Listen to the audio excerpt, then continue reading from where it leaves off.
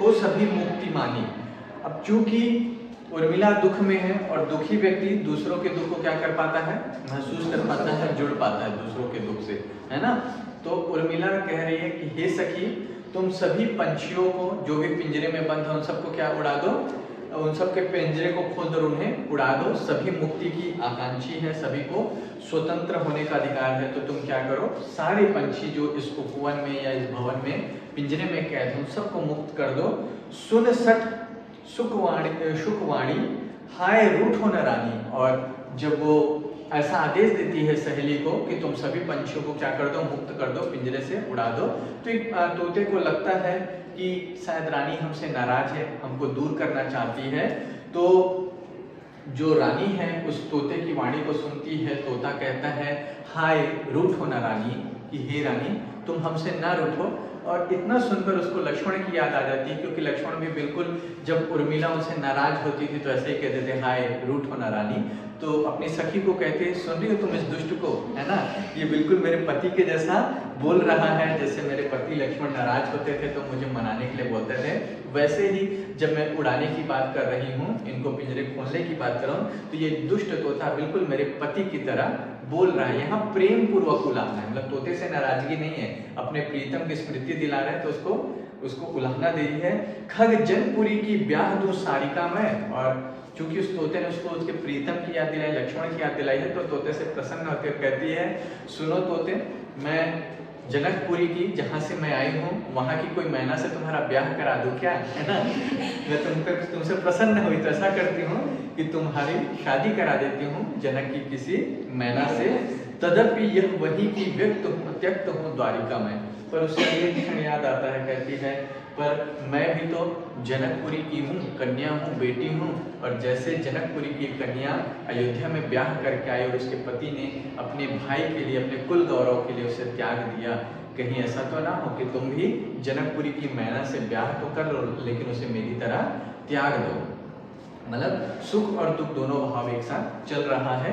कुछ भी करती है कि उसको लक्ष्मण की याद आ जाती है तो फिर दुखी हो जाती है। कह विहग कहाँ है आचार्य तेरे। और अब उसके उपवन में, भवन में जितने भी पशु पक्षी सबसे वो बात कर रही है। कह विहग कहाँ है आचार्य तेरे, कहो पक्षी कि आज तुम्हारे आचार्य, तुमको शिक्षा देने वाले, तुमको पाठ पढ़ाने वाले आचार्य कहाँ हैं। मतलब लक्ष्मण को भी पशु पक्षियों से बहुत प्रेम था और वो अपने तोता मैना को पढ़ना सिखाते थे। तो उसी से पूछ रहे हैं कि तुमको पाठ पढ़ाने वाले, सिखाने वाले आचार्य कहाँ हैं, तुमको पता है। विकच वदन वाले वे कृति कांत मेरे, कहते हैं हमेशा प्रसन्न मुख वाले मेरे वीर, मेरे प्रीतम कहाँ हैं।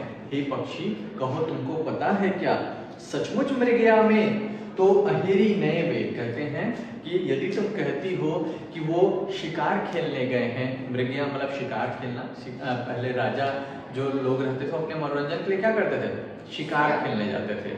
शिकार करने नहीं, शिकार खेलने मतलब उनके लिए खेल की तरह होता था। तो शिकार के खेल को क्या कहते थे, मृगया कहते थे। तो सचमुच मृगया में क्या मेरे पति शिकार खेलने के लिए बन गए हैं, अगर ऐसा है तो वो नए अहेरी है, नए शिकारी हैं, अनाड़ी हम लोगों को ज्यादा शिकार का ज्ञान नहीं है। ऐसा क्यों कहती है। यह हट हरिणी क्यों छोड़ गए यूं ही गए वे। कहते हैं अगर वो शिकारी है, शिकार खेलने गए हैं, तो वो अनाड़ी है, हमको ज्यादा शिकार का अनुभव नहीं है। क्योंकि जब उनके तीर से घायल, उनके विरह से घायल हिरणी है तो उसे छोड़कर कैसे चले गए। मतलब कि कोई शिकारी अपने शिकार को छोड़कर जाता है क्या, नहीं जाता। तो ये कहती कि हरिणी मतलब मैं तो यहाँ हूँ, उनके प्रेम में घायल और मुझे छोड़कर वो चले गए हैं। तो वो अच्छे शिकारी नए नहीं है या नए नए शिकारी हैं। ठीक है। निहार सखी सारिका कुछ कहे बिना शांत सी, दिए श्रवण है यही इधर मैं हुई भ्रांत सी। कहती है देखो सखी, निहार सखी, सारिका कुछ कहे बिना शांत सी। ये जो मैना है कुछ कहे बिना शांत सी सुन रही है हमको, है ना। दिए श्रवण है यही, लेकिन ये मत सोचो ये मैना बेवकूफ है या मूर्ख है, शांत नहीं है, बल्कि इसके कान हमारी ओर ही लगे हुए हैं कि हम क्या बात कर रहे हैं। और यहाँ पर एक अलंकार आएगा, आपको बताना शांत सी में कौन सा अलंकार होगा, उपमा। वेरी गुड, है ना। मुझे अच्छा लगा कि आप लोग अलंकार पहचानने लग गए हो। पहले सेमेस्टर में जब पूछता था तो बिल्कुल आवाज़ नहीं आती थी, लेकिन अभी लगातार आप लोग जवाब देते हो, है ना। तो ये सब आप लोग को एग्जाम में बेनिफिट करेगा, फायदा मिलेगा। जैसे सी देखोगे तुरंत दिमाग में उपमा आएगा। तो वो हो गया, विशेष का पॉइंट तैयार हो गया आपका, है ना। तो निहार सखी सारिका कुछ कहे बिना शांत सी, बिना कुछ कहे ये शांत सी, मतलब शांति से बैठी हुई शांत सी है, शांत नहीं है। जैसे लोग शांत बैठते हैं वैसे ही लग रही है, शांत के समान लग रही पर शांत नहीं है। क्यों? दिए श्रवण है यही, उसके कान यही लगे हुए हैं। इधर हुई मैं भ्रांत सी, और मुझे लग रहा है मैं भ्रांति में हूँ कि ये चुपचाप बैठी है, उल्लू है, बेवकूफ है, कुछ सुनती समझती नहीं है, है ना। इसे पिशु ने जान तू, ये बहुत दुष्ट है, नालायक है, चुगलखोर है ये। अभी जो कुछ सुनी सब जाकर बता देगी कि उर्मिला और की सखी की ये बात हो रही थी। सुन सुभाषिणी है बनी, धरो खगी किसे धरो, धृति लिए गए हैं धनी। और कहते हैं ये बहुत चुगलखोर है, लेकिन अभी सुभाषिणी बनी हुई है।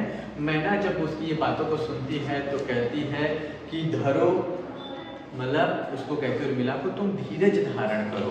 तो कहती क्या धारण करूं मैं, कैसे धीरज धारण करूं, किसे धारण करूं, क्योंकि धृति लिए गए हैं धनी। मेरा जो धैर्य था वो तो कौन लेकर गया है, वो मेरे पति लेकर गए हैं। जब मैना उसकी विकल बातों को सुनती है तो कहती है कि हे देवी तुम शांति धारण करो, धैर्य धारण करो। तो कहते किसे धारण करो, कैसे धारण करो, मेरा जो हृदय का धैर्य था, मेरा जो संबल था वो सब तो मेरे पति लेकर गए हैं, इसलिए ना मेरा शांत रहना ना मेरा धैर्य पूर्वक रहना संभव नहीं है। तुझ पर मुझ पर हाथ फेरते साथ यहाँ, सशक्त विदित है तुझे आज वे नाथ कहाँ। और खरगोश से कहते हैं कि तुझ पर मुझ पर हाथ फेरते, है ना, कि मेरे वो प्रीतम कहाँ हैं जो तुम पर और मुझ पर साथ साथ हाथ फेरते थे, मतलब दोनों को समान स्नेह करते थे। हे खरगोश क्या तुम्हें पता है कि वे नाथ आज कहाँ है, वो हमारे तुम्हारे मेरे दोनों के स्वामी आज कहाँ है। तेरी ही प्रिय जन्मभूमि में दूर नहीं। और खरगोश को कहाँ से लाते हैं, वन से, है ना, पकड़कर। तो कहते हैं जिस भूमि में तुम्हारा जन्म हुआ, जिस वन में तुम्हारा जन्म हुआ, वो उसी वन भूमि में इस वक्त होंगे, यहाँ से दूर नहीं है। जा तू भी कहना कि उर्मिला क्रूर नहीं। तो एक काम करो, तुम राजभवन छोड़कर उन्हीं के पास जाओ और उन्हें कहना कि उर्मिला क्रूर नहीं, मतलब उर्मिला कठोर नहीं है। क्यों कठोर नहीं है? कि उनको बताना कि ऐसा नहीं है कि तुम वन में हो और उर्मिला यहाँ राजभवन में आराम से है। वह तुम्हारे विरह में बहुत दुखी है। अगर वन में तुम कष्ट भोग रहे हो तो उर्मिला राजभवन में सुख नहीं भोग रही है, वह भी तुम्हारे प्रेम में क्या कर रही है, विरह में कष्ट भोग रही है। मतलब मैं तुम्हारे प्रति क्रूर नहीं हूँ, मेरा हृदय तुम्हारे प्रति क्या है, दयालुता से, प्रेम से, करुणा से भरा हुआ है। मैं तुम्हारे साथ नहीं हूँ, तुमसे दूर हूँ, फिर भी दूर रहकर तुम्हारे तकलीफ को क्या कर रही हूँ, महसूस करती हूँ। आगे, लेते गए क्यों न तुम्हें कपोत वे, गाते सदा गुण थे तुम्हारे। कहते हैं हे कपोत, हे कबूतर, वो तुम्हें अपने साथ क्यों नहीं ले गए, वो तो हमेशा तुम्हारी तारीफ किया करते थे, प्रशंसा किया करते थे, और तुमसे कितना स्नेह किया करते थे। अगर वो तुम्हें ले जाते, आगे कहते हैं लाते तुम्ही हाँ प्रिय पत्र पोतवे, दुखाब्दी में जो बनते सहारे। अगर वो तुम्हें अपने साथ ले जाते तो शायद वो पत्र लिखकर मुझे भेजते और तुम वो दूत बनते, वो नौका बनते, जिसके माध्यम से मैं दुखाब्दी में जो बनते सहारे, जो इस दुख के सागर में मेरा सहारा बनता। तुम्हारे पत्र वो नौकाएं बनती जिससे मैं इस दुख के सागर को, इस 14 वर्ष के विरह काल को मैं क्या करती, पार कर लेती। तो शायद तुमको ले जाते तो हम दोनों के बीच संवाद बना रहता, लेकिन वो तुमको लेकर नहीं गए, इसलिए मुझे उनकी खबर कहीं से भी नहीं मिल पाएगी। अब यहाँ देखिएगा एक जो शब्द आया है प्रिय पत्र पोतवे, कौन सा लगता है बताना। प्रिय पत्र पोतवे, एक तो सीधा सीधा दिख जा रहा है अनुप्रास, कौन से वर्ण की आवृत्ति हो रही है, अप वर्ण की। अब पत्र को पोत कह रहे हैं, पोत मतलब नौका, ठीक है। तो पत्र पोत में कौन सा लकार होगा, रूपक, क्योंकि पत्र को किसका रूप ले लिया है, पोत का, है ना। पत्र को जहाज कह दिया, जब एक पे दूसरे रूप का आरोपण हो तो रूपक अलंकार होता है। तो प्रिय पत्र पोत में विशेष ऐसा लिखोगे ना आपको बहुत अच्छा नंबर मिलेगा। प्रिय पत्र पोत में प वर्ण की आवृत्ति होने के कारण अनुप्रास अलंकार है, और पत्र पोत में पत्र पर पोत का रूप आरोपित किया गया, इसलिए कौन सा अलंकार होगा? रूपक अलंकार। एक और शब्द आया है जिसको थोड़ा पहचानना मुश्किल है क्योंकि आपको तोड़ के देखना पड़ेगा, दुखावधि।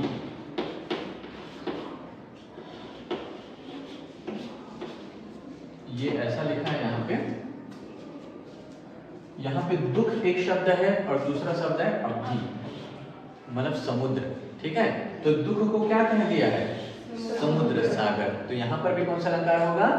रूपक अलंकार। तो पत्र को पोत कहा है और दुख को सागर कहा है, क्योंकि दुख सागर जैसा बड़ा होता है ना, विशाल होता है। सुख का समय आसानी से बीत जाता है ना।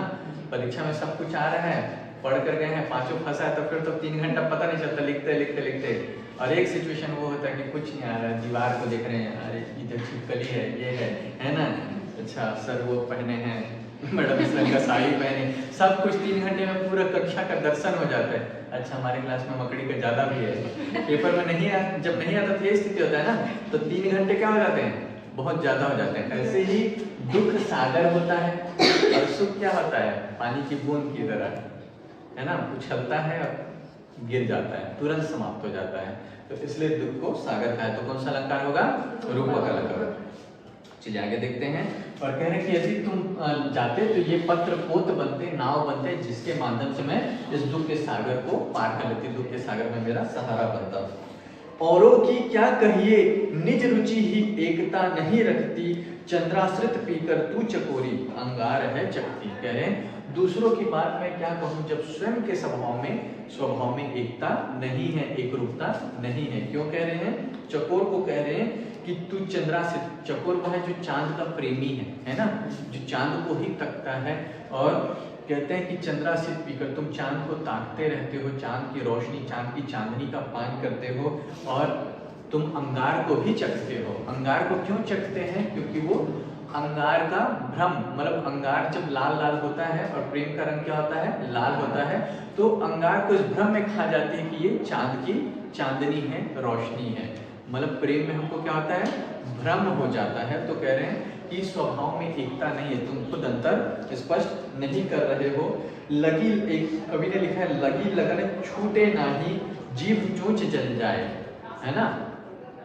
मीठे कहो अंगार मां, जाही चकोर चबाए। कहते हैं कि प्रेम की जो लगन है ना, वो छूटती नहीं है, जीभ चोंच जल जाए। भले उस प्रेम में क्या होता है? जीभ चोंच जल जाए, जीभ जल जाए, चोंच जल जाए, है ना। प्रेम में ज्यादातर लोगों को क्या मिलती है? तकलीफ मिलती है, विरह मिलता है, कष्ट मिलता है ना। फिर भी संसार में किसी ने प्रेम करना छोड़ा है? दुनिया प्रेम के पीछे पागल है, भागती है। जबकि 100 में से 99 लोग की प्रेम कहानी क्या होती है? असफल होती है। ऐसे ही चकोर चांदनी को चखने के बाद क्या चखती है? अंगार। मतलब प्रेम में चांदनी सी शीतलता भी है और प्रेम में क्या है?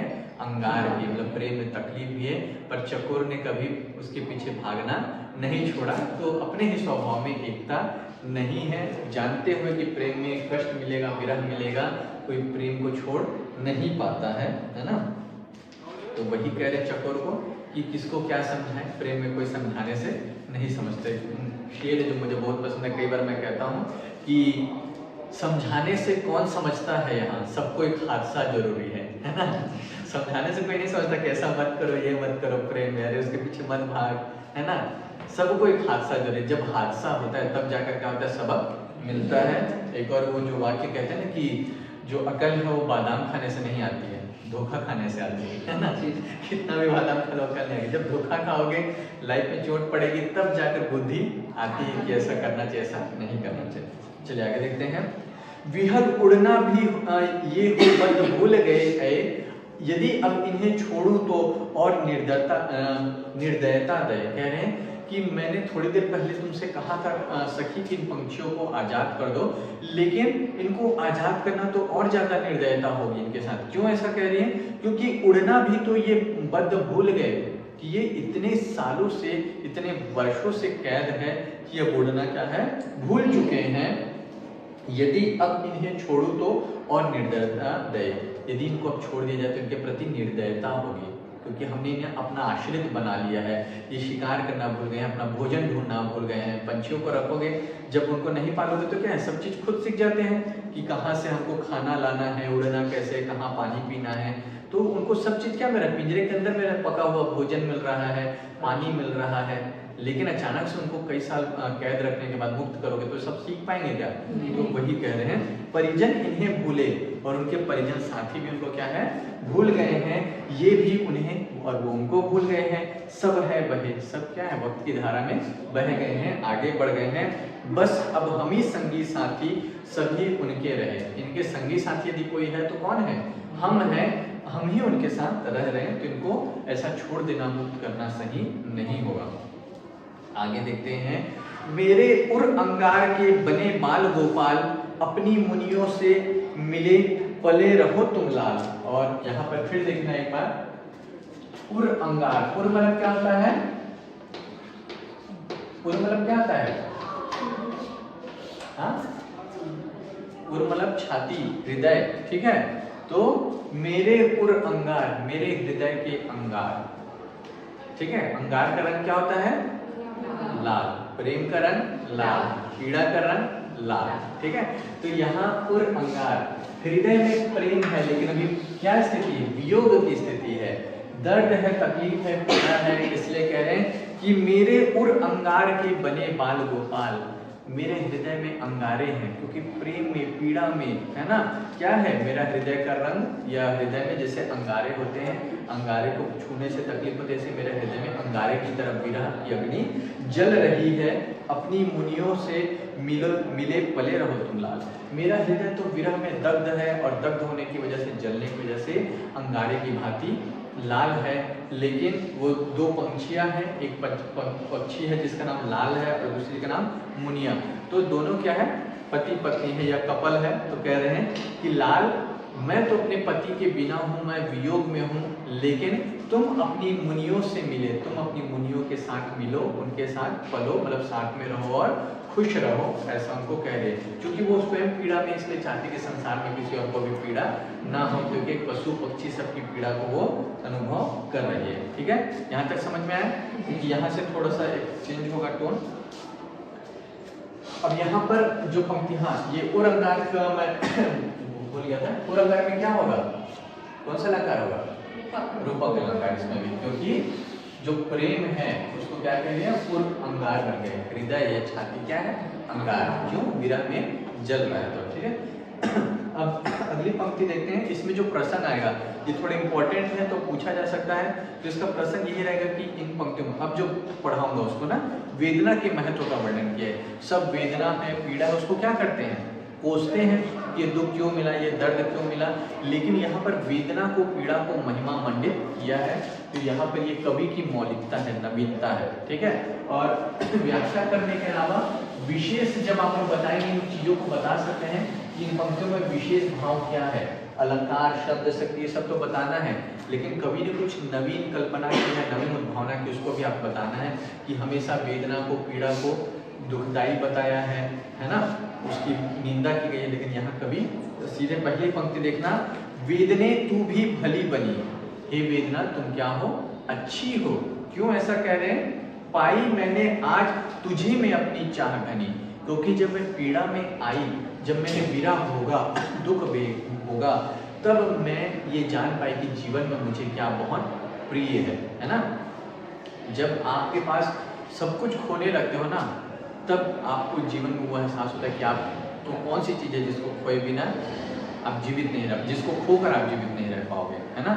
जब आपके जीवन में सब कुछ है, धन दौलत सब कुछ है, पैसा है, सफलता है, कामयाबी है, तो आपको ये नहीं पता चलता कि आपके जीवन में क्या सबसे जरूरी है। लेकिन जब आप पीड़ा में होंगे, आपके पास सबसे बुरा समय चलता रहेगा, तब आपको एहसास होगा कि आपके जीवन में सबसे कीमती चीज़ क्या है। तो वही यहाँ पर कह रही है, और मिला कि वेदना तुम मेरे लिए भली ही बनकर आई हो, क्योंकि पाई मैंने आज तुझी में, तुम में मैंने क्या पाया है कि मेरी चाह घनी, मुझे किस चीज़ से बहुत ज़्यादा प्रेम है। लक्ष्मण से अलग होकर मैंने जाना कि क्या जाना, मुझे लक्ष्मण से कितना प्रेम है, लक्ष्मण मेरे लिए कितने क्या है, प्रिय है ना। तो वही कह रही है, नई किरण छोड़ी है तूने, तू वह हीर कनी। तो कह रहे हैं क्यों मैं तुम्हें ऐसा कह रही हूं, क्योंकि नई किरण छोड़ी है तूने। तुमसे मिलकर वेदना से जब मेरा परिचय हुआ तो उसने मेरे जीवन में नई किरणें छोड़ी है। तू वहाँ हीर कणी, जैसे हीरे के कण, हीरे के जब संपर्क में आता है तो हीरा क्या करता है, रोशन करता है, रोशनी देता है। ऐसे ही वेदना के स्पर्श में आकर मेरा हृदय क्या हुआ है, रोशन हुआ है। मुझे अपने भीतर झांकने का, देखने का मौका मिला है। सजग रहूं मैं साल हृदय में, ओ प्रिय विशिख अनी। और क्या कह रहे हैं कि तुम मेरी प्रिय विशिख अनी हो, है ना। विशिख अनी मतलब बाण की नोक हो, है ना। अब यहाँ पर देखो वेदना को पहले हीर कनी कहा, फिर देखना सबको एक साथ समझेंगे। विशिख अनी कहा मतलब बाण की नोक कहा। क्या कह रहे हैं कि जो बाण है वो चुभता है ना। चुभता है तो पीड़ा देता है, तो कोई बाण को अच्छा कहेगा क्या, नहीं कहेगा ना। लेकिन क्या कह रहे हैं कि तुम अच्छी हो, सजग रहूं मैं साल हृदय में, ओ प्रिय विशिख अनी। बाण को क्या कह रहे हैं, प्रिय। क्यों कह रहे हैं, क्योंकि तुम मेरे हृदय में निरंतर चुभती रहती हो, और तुम्हारे चुभने से क्या होता है, मैं सजग रहती हूँ। क्योंकि ये जो पीड़ा निरंतर मेरे हृदय में चुभती रहती है, उसकी वजह से मैं एक क्षण के लिए भी अपने प्रियतम को भूल नहीं पाती हूँ। यदि आप खुश रहेंगे तो क्या होता है, भूल जाएंगे।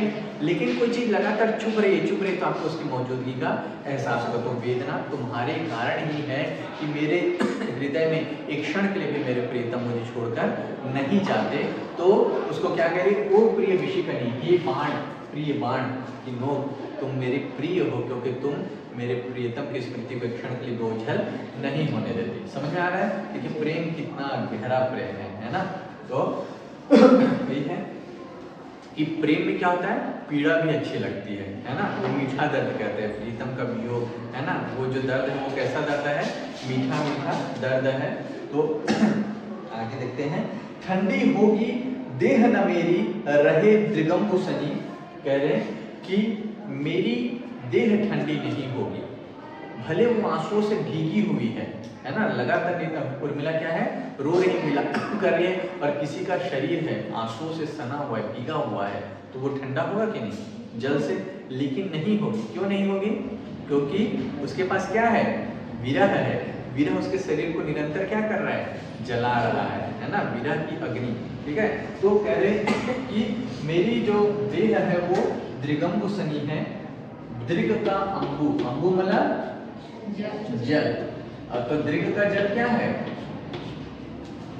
दृग का जल क्या है, आंखों का जल। दृग मतलब आंखें, अंबु मतलब जल। तो दृग का जल किसको कहेंगे, आंसू है ना। आंखों में क्या आते हैं, आंसू आते हैं जल के रूप में। कुमार विश्वास कहते हैं ना, जो तू समझे तो मोती है, जो ना समझे तो पानी है। तो आंखों में वास्तव में क्या होता है, पानी होता है। लेकिन कोई समझ ले तो क्या हो जाता है, मोती हो जाता है। तो दृग अंबु सनी। ठीक है, देखिए कितने अच्छी ये है, शब्द भी सीख रहे हैं आप लोग, है ना। कभी कोई रो रहे होंगे तो बोलना मेरे आंखों में त्रिगंबु है, तो सोचेंगे कि क्या बोल रही है ना। साहित्य पढ़ने का फायदा है। ठीक है, ऐसे ऐसे शब्द बोलकर इम्प्रेस कर सकते हो आप लोग। ये अलग बात है, सामने वाले को समझ में नहीं आएगा ना। ठीक, तो ठंडी होगी ना देह मेरी, मैं आंसुओं से भीगी हुई, मेरा शरीर भीगा हुआ है, उसके बावजूद मेरा शरीर ठंडा नहीं होगा। क्यों नहीं होगा, क्योंकि मेरे शरीर में वेदना की, विरह की अग्नि निरंतर जल रही है, जो मेरे शरीर को शीतल होने नहीं देगा। अभाव की एक आत्मजे और अदृष्ट जनी, ये पंक्ति महत्वपूर्ण भी है और थोड़ा मुश्किल भी है ना। थोड़ा इसका अर्थ आपको निकालना पड़ेगा। जो शब्द शक्ति पढ़ते हैं ना, अभिधा मतलब सीधे सीधे अर्थ निकल जाए, लक्षणा जिसका अर्थ आपको क्या है, परंपरागत रूढ़ी के आधार पर, जैसे दृगंबु आंखों का पानी, तो यहाँ पर लक्षणा से आपको अर्थ निकालना पड़ेगा आंसू, है ना। लेकिन कुछ शब्द ऐसे जहाँ व्यंजना शब्द शक्ति का उपयोग करना पड़ेगा, अर्थ की क्या करनी पड़ेगी, कल्पना। तो इन यदि ये पंक्तियां आती तो विशेष में आएगा, इन पंक्तियों में लक्षणा और व्यंजना शब्द शक्ति का प्रयोग है। ठीक है, तो इन पंक्तियों को देखना। आ अभाव की एक आत्मजे, है ना, आत्मजा मतलब आत्मज मतलब क्या होता है जी, शादी कार्ड देखते हो ना, आत्मज आ लिखा रहता है। आ मतलब क्या होता है, आत्मज मतलब लड़की में आत्मजा, लड़के में आत्मज क्यों लिखा रहता है? एक दिन बता रहा था ना, पंकज, जलज, तो ज मतलब क्या होता है, जन। आत्म मतलब स्वयं से उत्पन्न ना, तो अभाव आत्मजा है। आत्मजा मतलब पुत्री है। किसकी पुत्री है? सॉरी, वेदना, अभाव लिख दिया मैंने यहाँ पर, वेदना पुत्री है। किसकी पुत्री है? हाँ? अभाव आत्मजे किसकी पुत्री है? बोल तो रहा हूं, अभाव आत्मजे किसकी पुत्री हुई? अभाव की पुत्री हुई ना, सीधे सीधे तो कह रहा हूं, फिर भी आप लोग नहीं कह रहे। तो वेदना के पिता कौन है? अभाव, तभी तो उसको अभाव आत्मजे कह रहे ना। क्यों ऐसे कह रहे? क्या अभाव के बिना वेदना उत्पन्न हो सकती है? अगर आपके पास आप प्रेमी है, आपके साथ है, आपको वेदना होगी? वेदना के लिए क्या जरूरी है? कि वो अभाव आपके साथ ना रहे, अलगाव रहे। जीवन में दुख क्यों है? क्योंकि आपके पास सुख का अभाव है। पैसा ही पैसा है, प्यार ही प्यार है, जो चाहिए वो है, जो खाना के लिए है वो है, तो जीवन में दुख है? नहीं। वेदना है? तो वेदना की जनक कौन है, पिता कौन है? अभाव। और माता देखना भी मिल जाएगा, अदृष्टि जन। अदृष्टि किसने जन्म दिया है? अदृष्टि। अदृष्टि मतलब नेत्रहीन नहीं, जो नजर के सामने नहीं हो। समझ में आ रहा है? अभाव मतलब पति साथ नहीं है, पति का अभाव है, प्रीतम के प्रेम का अभाव है, स्वामित्व का अभाव है। और दृष्टि मतलब सामने नहीं है, देख नहीं पा रहे हैं। ठीक है, तो वेदना के पापा कौन होंगे? अभाव। मम्मी कौन होगी? अदृष्टि, मतलब वो नजर के सामने नहीं है। ठीक है, तो देखिए कितनी सुंदर यहाँ पे शब्द शक्ति है, व्यंजना शब्द शक्ति। वेदना को अभाव आत्मजे कहा है कि अभाव की पुत्री है, अभाव उसके पिता है, और अदृष्टि जनी, अदृष्टि ने उसे जन्म दिया है। जैसे माता जन्म देती है, वैसे ही वेदना की माता कौन है? अदृष्टि, मतलब समक्ष नहीं होना, अदर्शन, उसका दर्शन नहीं हो पाना, प्रिय को देख नहीं पा रही है, प्रिय का अभाव है, इसलिए किसका जन्म हुआ है? वेदना का जन्म हुआ। कितना सुंदर तरीके से कहा कवि ने, है ना? ये भी सुंदरता है, इसी चीज को आपको समझना सीखना है साहित्य में। फिर आगे कहते हैं, तेरी ही छाती है सचमुच उपमो चित स्तनी। कह रहे हैं कि तेरी ही जो छाती है, हृदय है, तुम्हारा जो सीना है, उसकी जो उपमा है ना, कि जैसे एक माता के स्तन की उपमा होती है कि वो अपने संतान का क्या करती है, दूध पिलाकर पालन पोषण करती है, ऐसे ही वेदना क्या है, उसकी जो उपमा है माता के रूप में, या उसकी जो स्तन की उपमा है कि पालन हार के रूप में, बालिका के रूप में सही उपमा है। जो उपमा है, जिस प्रकार से माता अपने शिशु को स्तन का दूध पिलाकर क्या करती है, उसको पालन पोषण करती है, वैसे ही वेदना क्या करती है, प्रेमी या प्रेमिका को विरह की दशा में उसका पालन पोषण करती है, उसको बचाकर रखती है। मतलब कम से कम कोई साथ नहीं होता, तब कौन साथ होता है? वेदना का साथ होता है। अरि वियोग समाधि अनोखी, और वेदना को क्या करें, ये सब देखिए वेदना क्या है, हीर कणी, विशिक अनि, दृगंबो, अभाव आत्मजे, अदृष्टि जनी, पूरा उपमाओं की झड़ी लगा दी कवि ने, है ना? ये देखिए, इसको नोटिस कीजिए आप, है ना? तो क्या कर रहे हैं, अरि वियोग समाधि, एक और उनके लिए शब्द आ रहे हैं, क्या है? वियोग समाधि। वेदना क्या है? वियोग की समाधि है। योग संयोग नहीं है, वियोग है। और वियोग की अवस्था में जैसे सिद्धि प्राप्त करते हैं, समाधि ले लेते हैं, ऐसे ही वेदना क्या है? वियोग की समाधि है। समझ में आ रहा है? क्योंकि वेदना में क्या करते हैं, आपका मन जैसे समाधि लेते हैं तो बाहरी मोह माया सबसे क्या होता है? दूर हट जाता है और मन एक जगह केंद्रित हो जाता है। ऐसे जब विरह में होते हैं, वियोग में होते हैं, आपका मन कहाँ केंद्रित होता है? केवल अपने प्रेमी पे, है ना, या प्रेमिका पे, जिस पे विरह में आप हैं। तो समाधि का अर्थ भी वही है, वियोग, है ना। योग का अर्थ भी वही है कि अपने मन को केंद्रित करना। लेकिन जो वेदना है वो वियोग की समाधि अवस्था है, जहां आपका पूरा ध्यान संसार से हटकर केवल एक बिंदु आपके प्रेम पर केंद्रित हो जाता है। इसलिए क्या करें? अरे वियोग समाधि अनोखी, तुम अनोखी वियोग समाधि हो, है ना। तू क्या ठीक ठनी, तुम भी क्या ठीक ठनी, मतलब तुम भी जबरदस्त, तुम्हें तकरार है और तकरार तुमने कर दिया एक संसार के मोह माया के बीच और एक विरक्ति के बीच। जब आप वियोग में होते, विरह में होते तो कई बार मन होता है ना सब कुछ छोड़ दे, तो दो मन होता है आपका, लड़ता है। एक कहता है छोड़ो ये सब व्यर्थ है ना। जब ब्रेकअप होगा तो फिर कसम खा के अब किसी से बात नहीं करना, ये सब चक्कर में नहीं पड़ना है। दूसरा मन कहेगा नहीं, सब दुनिया में बेवफा नहीं होते हैं, है ना। तो ये मन वैसा ही लड़ रहा है इनका कि सब संसार नीरस लग रहा है। फिर दूसरा मन क्या कह रहा है? आप लोगों ने पिछली क्लासेस में पढ़ा कि खाना नहीं खाऊंगी, दूध क्यों ले आई, खाना क्यों ले आई। फिर बोले मेरी सास माँ भी तो रो रही है, तीनों, उनका भी तो ध्यान रखना है। ले यार खाना मैं खाती हूँ, मैं ध्यान रखती हूँ, मैं लड़कियों के लिए कुछ करती हूँ, पाठशाला खोलती हूँ। मतलब मन में राग और वैराग का द्वंद्व उत्पन्न कर दिया है वेदना ने। जब लक्ष्मण की बहुत ज्यादा याद आती है, संसार निस्सार लगता है सब कुछ छोड़ दो, एकदम वैरागी बन जाओ। लेकिन दूसरी ओर जब दूसरे जीव जंतु को देखते हैं तो लगता है मैं दुख में हूँ, ये क्यों दुखी रहेगा। तो मन में राग भी उत्पन्न हो रहा है, दूसरे जीवों के प्रति करुणा भी उत्पन्न हो रही है। तो ये सब वेदना के कारण है ना। फिर कहती है अपने को प्रिय को जगती को देखूं खींची तनी। फिर वही कह रहे कि वेदना ठन गई है तो क्या कहती है? अपने को, है ना, कभी स्वयं को देखती है, कभी प्रिय को देखती है, कभी जगत को देखती है, खींची तनी, मतलब खींचतान हो रहा है मन में, प्रेम के बीच, राग के बीच, वैराग के बीच। कभी लक्ष्मण पे क्रोध आता है कि हाँ तुम्हारे लिए भाई ही महत्वपूर्ण थे, कुल का गौरव ही महत्वपूर्ण था, तुमने उसके लिए छोड़ दिया। कभी मन में आता है नहीं तुमने बिल्कुल सही किया, है ना। कभी मन करता है कि लक्ष्मण को भूलो, संसार में मन लगाओ और भी काम है ना।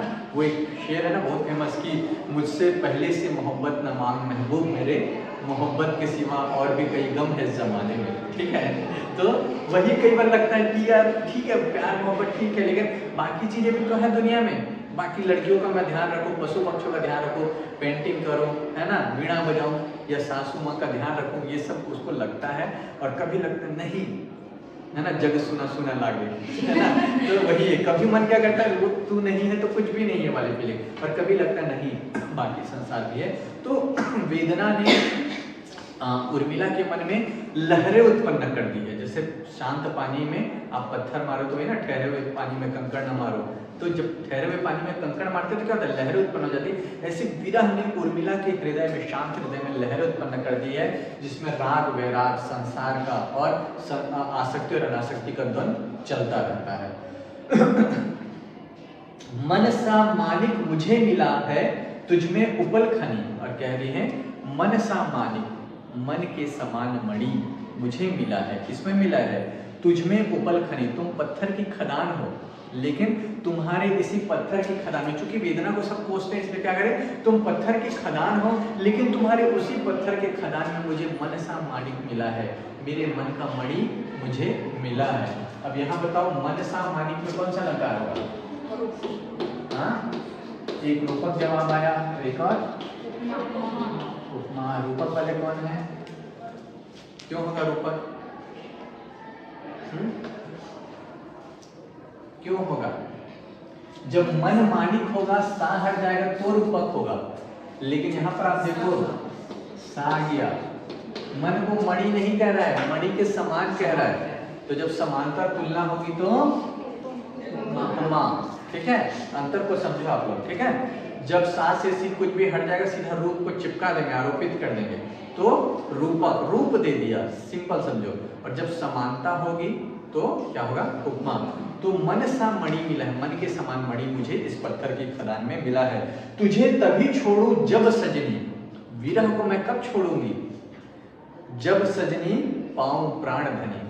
बिना लक्ष्मण क्या है, वेदना छूटेगी क्या?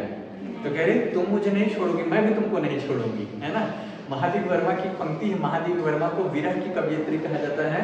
तो बहुत अच्छी पंक्ति मुझे लगती है कि तुमको ढूंढा पीड़ा में, तुम में पीड़ा ढूंढूंगी। कि तुमको मैंने कब ढूंढा है? पीड़ा के क्षणों में ढूंढा है, मेरे दुख के क्षणों में। और मैं तुम में क्या ढूंढूंगी? पीड़ा। मतलब तुमको पीड़ा दूंगी नहीं कह रही है, तुम में पीड़ा ढूंढूंगी। मतलब मैंने पीड़ा के क्षणों में, अपने जीवन के सबसे मुश्किल क्षणों में तुमको पाया है, और मैं यह देखूंगी कि तुम में क्या पीड़ा है, तो तुम्हारे इस पीड़ा को मैं दूर करूंगी, है ना। तो वही है, तो कहते हैं कि तुम मेरे लिए मणि के समान हो, और तुझे तभी छोड़ूं जब सजनी, हे सजनी तुमको मैं तभी छोड़ूंगी जब पाऊं प्राण धनी, जब मैं अपने प्राण प्रिय को पाऊंगी तभी मैं तुम्हारा पीछा छोड़ूंगी। मतलब वेदना भी उसे प्रिय लगने लगी है। महादेव वर्मा को समझिए, तो मिलन का नाम मत लो, मैं विरह में चीर हूँ। इतना अच्छा लगने लगा है, विरह क्यों कह रहे, तुम मिलन का नाम मत लो, मिलने का नाम मत लो, मुझे तुम्हारा विरह ही क्या है, बहुत प्रिय है। अब आगे देखते हैं, ये पंक्ति समाप्त हो गई और इसमें क्या है, विरह की महत्ता, विरह का गुणगान किया गया है। हर कवि विरह की आलोचना करते हैं, लेकिन ये इनकी नवीन बात है कि इन्होंने विरह को अच्छा बताया है, विरह का उन्होंने उज्जवल पक्ष दिखाया है। अब देखिए तो इसी पंक्ति को फिर से आते हैं, हीर कनी, विशिष्ट अनी, दृगम्बु, अभाव आत्मजे, अदृष्ट जनी, वियोग समाधि, ये सब पंक्तियों में क्या है, विरह को अलग अलग रूप में चित्रित किया गया है। और विरह के लिए ये सब क्या है, रूपक अलंकार है, विरह को इस सब का रूप दिया गया, इसलिए इन पंक्तियों में क्या है, रूपक अलंकार। तो जब इसका विशेष लिखेंगे, इन सब को लिखना है और बताना है कि इन पंक्तियों में क्या है, रूपक अलंकार है। चलिए आगे देखते हैं, विरह संग अभिसार भी, विरह के साथ कौन है, अभिसार, मिलन, है ना। एक सिक्के के दो पहलू होते हैं ना, सुख और दुख, मिलन और वियोग, है ना। ऐसा तो है नहीं कि प्रेम में सदा संयोग ही रहेगा, वियोग भी होता है। तो मिलन संग अभिसार भी, मिलन के विरह संग अभिसार भी, जहां विरह है वही क्या है, संयोग भी है। आज विरह समाप्त होगा, है ना। सुमित्रानंदन की एक कविता बहुत अच्छी, बीए सेकंड में परिवर्तन करके अभी शायद हटा दी गई, उसमें ये कहता है कि आज का हर्ष कल का विषाद, आज का सुख कल का क्या होगा, दुख होगा। आज जिनके साथ बहुत अच्छा समय बिता रहे हो, जिनके साथ बहुत अच्छा लग रहा है, कल को वही चीजें तकलीफ देंगी जब आप मिल नहीं पाओगे, बात नहीं कर पाओगे, है ना, होता है ना। पर आज तकलीफ में है कि उसके याद में तड़प रहे हो, उससे मिलने को तड़प रहे हो, कल को मिल जाओगे तो वही दुख क्या बन जाएगा, सुख बन जाएगा। तो वही कह रहे हैं कि मिलन संग अभिसार भी, कि मिलन के विरह संग अभिसार भी, कि जहाँ विरह है वहीं संयोग भी होगा, भार जहाँ आभार भी, जहाँ तकलीफ है, पीड़ा है, वहीं इसके प्रति आभार भी है, क्योंकि ये विरह ही तो है जो एक दिन समाप्त होकर क्या लाएगा, संयोग या मिलन का सुख लाएगा। तो अभी ये भार लग रहा है, कल मैं इसी के प्रति आभार व्यक्त करूंगी। मैं पिंजड़े में पड़ी हूँ किंतु खुला है द्वार भी, उर्मिला कह रही है कि मैं पिंजड़े में पड़ी हूँ। राजभवन, देखिए स्थिति, प्रेम में जब आप हैं, है ना, आप कहाँ हैं, राजभवन में, लेकिन राजभवन उनको क्या लग रहा है, पिंजरा लग रहा है, क्योंकि साथ में कौन नहीं है, पति नहीं है, प्रेमी नहीं है, जो उनसे प्रेम करने वाले लक्ष्मण उनके साथ नहीं है। तो क्या कह रहे हैं, मैं पिंजरे में पड़ी हूँ, यहाँ पिंजरा मतलब राजभवन में पड़ी हूँ, किंतु खुला है द्वार भी, ऐसा पिंजरा जिसका द्वार क्या है, खुला हुआ है ना। तो पिंजरा कहलाएगा, विरोधाभास देखिए, ऐसा पिंजरा जिसका द्वार क्या है, खुला है। ये जो पंक्ति इसमें, ये जो पद हम लोग पढ़े, इसमें पूरा विरोधाभास की झड़ी मिलेगी आपको, एक के बाद एक विरोधाभास। पिंजरा है, द्वार खुला है, कोई कैद है नहीं, कैसे कैद है, स्वयं से कैद है ना। ठीक, काल कठिन क्यों ना हो किंतु मेरे लिए उदार भी, यह जो समय है, वक्त है, ये क्या है, कठिन है, लेकिन साथ ही साथ मेरे लिए क्या है, उदार भी है, मेरे प्रति उदार भी, कठोर है लेकिन क्या है, उदार है। पिंजरा है लेकिन द्वार खुला हुआ है। जहां विरह ने गार दिया है, किया वहां उपकार भी, विरह ने जहां मिटाया है, मुझे तकलीफ दी है, वहां मेरे प्रति उपकार भी किया है। कैसे उपकार किया, पिछली पंक्तियों में हमने पढ़ा है ना। सुध बुध हर ली किंतु दिया है काल ज्ञान विचार भी, सुध बुध हर लिया है उसका, ध्यान हमेशा लक्ष्मण पे रहता है, लेकिन काल विचार भी, लेकिन मुझे एक बोध भी दिया है कि हमेशा मुझे ध्यान रहता है कि समय इतना चल रहा है, इतना वक्त बाकी है, इतने वक्त के बाद मैं मेरे प्रियतम से मिलूंगी। तो सब कुछ हरने के बाद भी काल का बोध मेरे मन से नहीं जाता है। जना दिया है उसने मुझको जन जीवन है भार भी, और उसने मुझे यह ज्ञात करा दिया है कि यह जीवन भी है, यह भी मेरी क्या है, जिम्मेदारी है, लोगों के प्रति भी, समाज के प्रति भी मेरी जिम्मेदारी है। तो ये ऐसा पिंजरा है जिसने मुझे क्या है, खुले रहकर भी प्रेम में रहना सिखाया है। वास्तव में प्रेम क्या है? प्रेम क्या है? बंधन है ना? प्रेम मुक्ति है ना? एक हजारी प्रसाद द्विवेदी का उपन्यास मुझे बहुत पसंद है, बाणभट्ट की आत्मकथा। आप लोग के नेट में है क्या, सिलेबस में? हाँ है ना। बाणभट्ट की आत्मकथा में एक संवाद है, मुझे संवाद बहुत ज्यादा पसंद है। स्त्री की सफलता पुरुष को बांधने में है, लेकिन स्त्री की सार्थकता पुरुष को मुक्त कर देने में है ना? अच्छी स्त्री, सुंदरी स्त्री, सफल स्त्री कौन है? जो पुरुष को बांध दे, पुरुष उसके इर्द गिर्द घूमे, उसके पीछे लट्टू होकर उसके चारों ओर घूमे। लेकिन सार्थक स्त्री कौन है? जिसने प्रेम में पुरुष को मुक्त कर दिया, जिसके प्रेम में पुरुष बुद्ध हो जाए, जिसके प्रेम में पुरुष राम हो जाए, जिसके प्रेम में पुरुष लक्ष्मण हो जाए। उर्मिला बांध सकती थी ना, उर्मिला ने लक्ष्मण को क्या किया? मुक्त कर दिया। और ये ऐसा बंधन है जिसमें मुक्त होकर भी इंसान बंधा रहता है। लक्ष्मण मुक्त थे, लेकिन जान रहे कि मेरी पत्नी ने इतना बड़ा त्याग किया, इसलिए जब शूर्पणखा उनको प्रपोज करती है, नाक काट देते हैं। यही होता है ना? तो जब आपसे कोई इस तरह से प्रेम करे कि आपको मुक्त कर दे, आप पे विश्वास करे, तो वो आपके साथ ना हो तो भी आप उससे क्या रहते हैं? बंधे रहते हैं। तो मैं भी इस पर पहले कई बार लिखा हूं कि प्रेम बंधन नहीं है, प्रेम क्या है? मुक्ति है। एक दूसरे को मुक्त कर देना, वही क्या है? प्रेम। मुक्त करना मतलब आपको सारे भय से मुक्त कर दे, सारी इनसिक्योरिटीज से मुक्त कर दे। आजकल के रिलेशनशिप कैसे होते हैं? टॉक्सिक होते हैं। किससे बात कर रहा था? तेरा फोन दिखा, फोन बिजी क्यों है? तो स्क्रीनशॉट भेज। मतलब घर में मम्मी से भी बात करे तो बंदा डर जाएगा, उसका फोन आएगा, क्या बोलूंगा? मम्मी से बात करे, स्क्रीनशॉट भेज। ये बांधना है एक दूसरे को। एक जाकिर खान का डायलॉग है, जहां भी हो मेरी हो। कॉन्फिडेंस लेवल कि तुम जहां भी हो, जिसके साथ भी हो, मेरी हो। ये जो विश्वास कर देंगे ना, ऐसी मुक्ति देंगे, तो सामने वाला बंध जाएगा, यार मेरे पर कितना ट्रस्ट करता है, कैसे तोड़ दूं? तो प्रेम यही है, मुक्ति है। तो उर्मिला का पिंजरा है राजभवन, लेकिन द्वार खुला हुआ, कोई उसे रोक नहीं रहा है, लेकिन फिर भी वो पिंजरे के भीतर है। क्यों? क्योंकि लक्ष्मण से प्रेम करती है। समझ में आ रहा है? एक कहानी है जो मैंने किसी यूट्यूब इंस्टाग्राम इन्फ्लुएंसर से सुना था, है ना? उसका नाम अभी भूल रहा हूँ मैं। तो वो कहता है कि मैंने एक तोता पाला और पापा से कहा, पापा देखो मेरा तोता। तो पापा ने कहा, ये तोता तुम्हारा कैसे हुआ? ये तो पिंजरे में बंद है ना? तुम पिंजरा खोल दो, तोता को छोड़ दो, ये उड़ जाए और उड़ के वापस में आए, तब तुम कहना ये मेरा तोता है। समझ में आ रहा है? तो पिंजरे में बंद करके आप कहते हैं, रिलेशनशिप में भी वही कह रहे हैं, लड़की लड़के को बंद कर रही है, लड़का लड़की को बंद कर रहा है, इससे बात नहीं करना, ये नहीं चलाना, वो मत चलाना, यहाँ डीपी मत लगाना, ये स्टेटस मत लगाना, वहां मत जाना। तो पिंजरे में बंद करके आप कहते हो ये मेरा तोता है या मेरी मैना है ना? आप तोता मैना उड़ने दीजिए, और फिर भी वो आपका है तो वो आपका है, तब वो प्रेम में है, नहीं तो फिर वो बंधन में है। और प्रेम बंधन नहीं है, प्रेम क्या है? मुक्ति है। समझ में आ रहा है? तो साहित्य पढ़कर थोड़ा मैच्योर बनना। अगर आप बाकी लोग जैसा ही सोचते हैं, बाकी लोग जैसा ही बिहेव करते हैं, तो आपके साहित्य पढ़ने का कोई मतलब नहीं है। साहित्य मतलब आपके विचारों को खोले, आपको ज्यादा बड़ी सोच वाला बनाए, ज्यादा बेहतर मनुष्य बनाए, ज्यादा अच्छा प्रेमी, ज्यादा अच्छा पुत्र, सब में जब आप इम्प्रूव करें तो आप साहित्य पढ़ रहे हैं। नहीं तो फिर वही है कि अजय माला पढ़ के नंबर आ जाएंगे, है ना?